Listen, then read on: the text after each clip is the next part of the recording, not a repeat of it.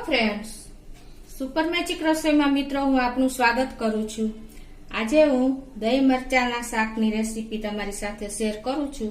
તો તમને મારો વિડીયો ગમે તો લાઈક કરજો, શેર કરજો અને સબસ્ક્રાઇબ કરવાનું તો ભૂલતા જ નહીં। તો દહીં મરચાના શાકની રેસીપીમાં હું તમને ઇન્ગ્રેડિયન્ટમાં જો મેં 200 ગ્રામ લીલા મરચા લીધા છે, પછી રૂટીન મસાલામાં જીરું, હિંગ, હળદર, કાશ્મીરી લાલ મરચું, ધાણા જીરું અને ધાણા ભાજી, અજમો, ચણાનો લોટ, વરિયાળી અને આમચૂર પાવડર, દહીં અને તેલ અને મીઠું એટલા ઇન્ગ્રેડિયન્ટ આપણે લેશું। તો બનાવવાનું ચાલુ કરીએ। તો મિત્રો આપણે શાક મરચા તો ઘરમાં હોય જ છે, કાંઈ પણ શાક ના હોય ને તો તમારા એક મરચાનો ઓપ્શન તમે સરસ એકદમ ટેસ્ટી ચટાકેદાર શાક તૈયાર કરી શકો છો। એના માટે પહેલા આપણે આ જે મરચા 200 ગ્રામ લીધા છે ને એને આપણે આ રીતે રિંગ સાઈઝમાં જો મીડિયમ સાઈઝના કટ કરવાના છે અને બીન્સ આપણે કાઢવાના નથી, આ રીતે તમારે કટ કરી લેવાના છે। આપણે મરચા પણ જો આવી રીતે નાના પીસમાં રિંગ શેપમાં સમારી લીધા છે। હવે આપણે ગેસ ઓન કરશું અને એમાં આપણે 2 ટેબલ સ્પૂન જેવું તેલ મૂકી દેશું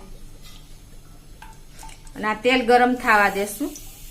ગરમ થઈ ગયું છે, એમાં અડધી ટીસ્પૂન જેવી રાઈ નાખશું, અડધી ટીસ્પૂન જીરું નાખશું, 1/4 ટીસ્પૂન અજમો, 2 ચૂટકી હિંગ,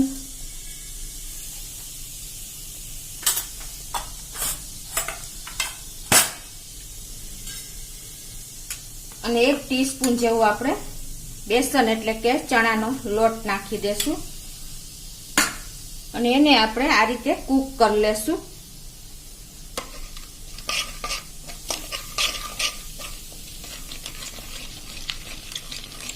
હલકો ગોલ્ડન થાય ત્યાં સુધી આપણે આને સ્લો ટુ મીડિયમ ફ્લેમ ઉપર હલાવશું।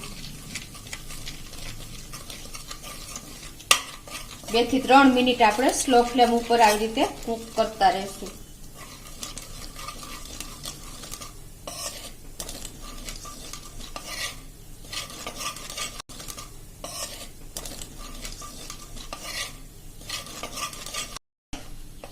આ રીતે આપણે હલકો જો ગોલ્ડન કલર થઈ ગયો છે બેસનનો।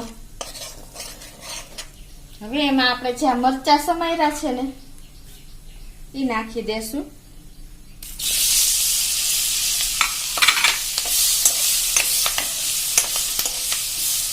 એને પણ આપણે આ રીતે સ્લો ફ્લેમ ઉપર જ 2 થી 3 મિનિટ એને કૂક કરશું, એટલે મસાલો બધો આપણે એકદમ મરચામાં ચડી જાય અને આપણા મરચા ટેસ્ટી બની જાય।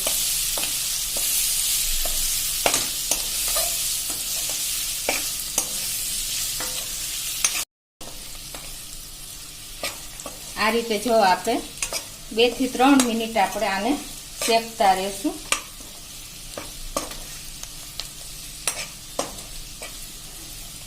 હવે આ 3 મિનિટ જેવું થઈ ગયું છે અને આપણે મરચાને બહુ કૂક નથી કરવાના, જો એકદમ થોડાક કચ્ચા જેવા રહેશે ને તો જ આ શાકનો ટેસ્ટ આવશે। તો હવે એમાં આપણે 1/4 ટીસ્પૂન હળદર નાખી દેશું, 1 ટીસ્પૂન ધાણા જીરું અને 1 ટીસ્પૂન આપણે આખા ભાગે ખાંડેલી વરિયાળી અને અડધી ટીસ્પૂન કાશ્મીરી મરચું,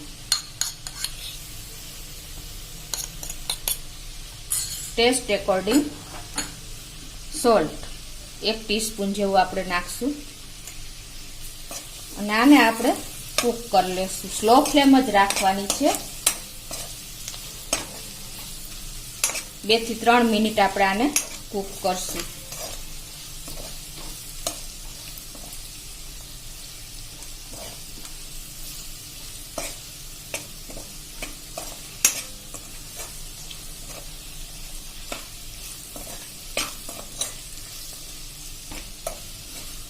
બે થી 3 મિનિટ થઈ ગઈ છે। હવે આમાં આપણે 1 કપ દહીં નાખશું। દહીં એકદમ ઘાટું લેવાનું છે મિત્રો, તમે જોઈ શકો છો।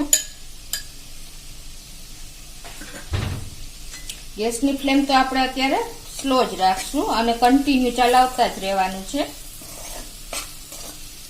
હવે આ દહીં આપણે જે 1 કપ એકદમ જાડું દહીં લીધું છે એ નાખી દેશું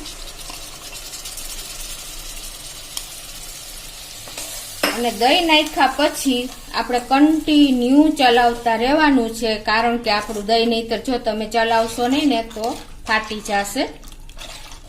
આ રીતે આપણે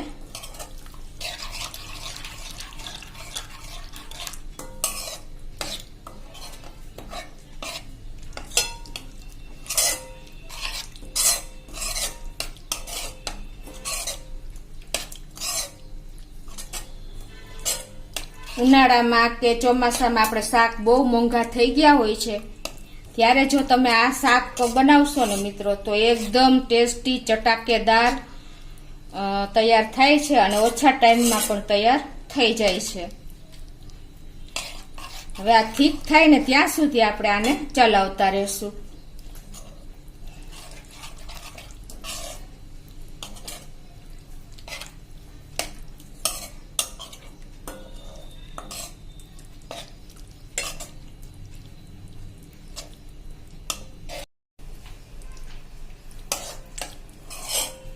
આ રીતે આપણે કન્ટિન્યુ ચલાવતા જ રહ્યા છે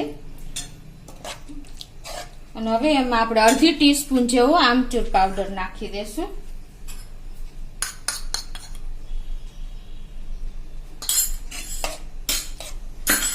અને એને પણ આપણે આ રીતે મિક્સ કરી લેશું.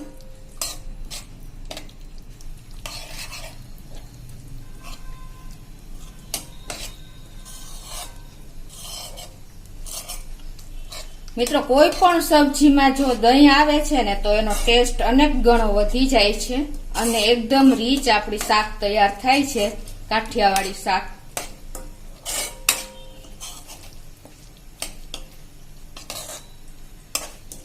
હવે જો આપણું દહીં પણ એકદમ થીક થતું જાય છે.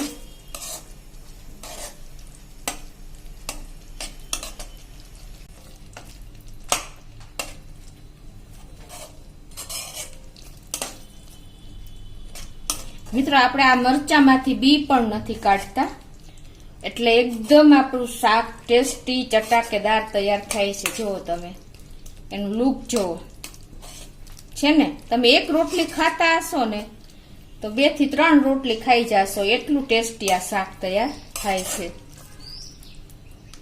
ધાબા સ્ટાઇલ આપણને લાગે, લુકમાં ને ટેસ્ટમાં બને. આમાં વરિયાળીનો ટેસ્ટ પણ બહુ સરસ લાગે છે અને આપણું દહીં પણ એકદમ ઘાટું થઈ જાય છે, એટલે આપણે આમચૂર પાવડર નાખ્યો છે એનો પણ બહુ સરસ ટેસ્ટ આવે છે.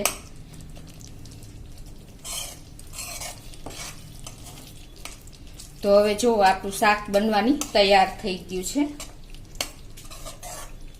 આ કન્સિસ્ટન્સી આપણે જો રાખવાની છે મિત્રો. અને આપણું દહીં પણ નથી ફાટ્યું, એનું કારણ એ છે કે આપણે પ્લસ આપણે આમાં ચણાનો લોટ એડ કર્યો છે, એટલે એના હિસાબે પણ અનેક ગણો ટેસ્ટ વધી જાય છે અને આપણું દહીં પણ એમ જલ્દી ફાટતું નથી. તો પણ આપણે કન્ટિન્યુ ચલાવતા તો રહેવું જ પડશે. તો જો આપણે કન્ટિન્યુ ચલાવતા રહ્યા છે અને આપણી કન્સિસ્ટન્સી મેં તમને બતાવી એમ એકદમ ઠીક થઈ ગઈ છે અને જો આપણું તેલ પણ એકદમ સરસ છૂટી ગયું છે, તમને ખ્યાલ આવતો જ હશે. તો હવે આપણે ગેસ બંધ કરી દઈએ છીએ અને એને આપણે સર્વ કરી લઈએ.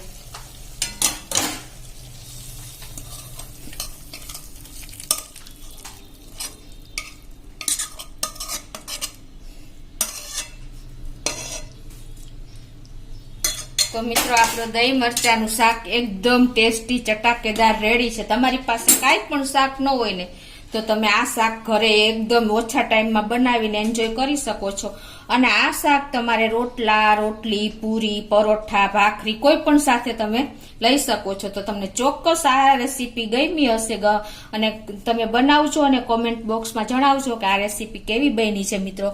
તો તમને ચોક્કસ મારો વિડીયો પણ ગમ્યો હશે. ગમે તો લાઈક કરજો, શેર કરજો અને સબસ્ક્રાઇબ કરવાનું તો ભૂલતા જ નહીં.